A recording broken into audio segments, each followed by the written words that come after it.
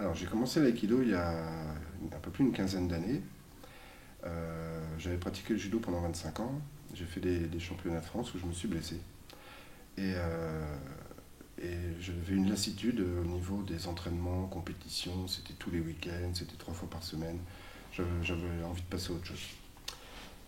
Juste à côté de chez moi a ouvert le deuxième dojo de Philippe Jacquet, qui est actuellement toujours mon professeur, à Grasse. Donc, l'aventure a commencé là. Ça D'accord. fait 15 ans que ça dure.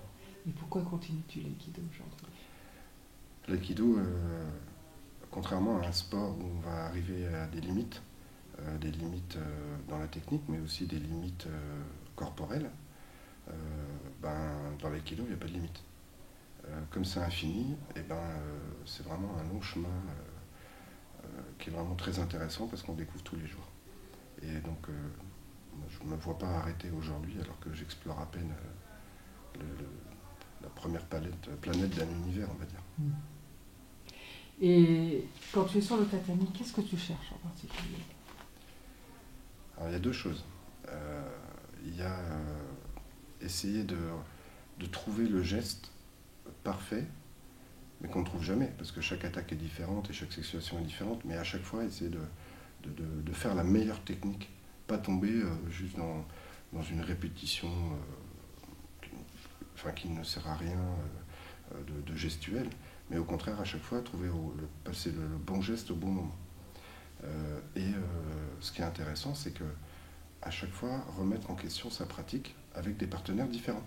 Ce qui marche avec un ne marche pas forcément avec l'autre, ou va moins bien marcher, parce que les réponses des attitudes des autres ne seront pas les mêmes. D'accord. Est-ce que tu veux rajouter quelque chose? Et peut-être par rapport à ta pratique d'enseignant aussi. Alors là, ce qui est intéressant, c'est que quand on enseigne l'aïkido, même si on ne connaît pas tout, c'est que systématiquement, le miroir qu'est nos élèves nous relance et nous apporte un petit peu les solutions à nos défaillances. Parce que toutes les défaillances que nous avons vont se répercuter sur les élèves, soit parce qu'on a utilisé une mauvaise pédagogie, ou tout simplement qu'on a montré un mauvais geste. Et du coup, ça nous permet de nous corriger. Mais si on a 10 élèves, on va se faire 10 corrections pour moi, alors que chaque élève aura sa propre correction. Donc moi, je vais avancer 10 fois plus vite que mes élèves.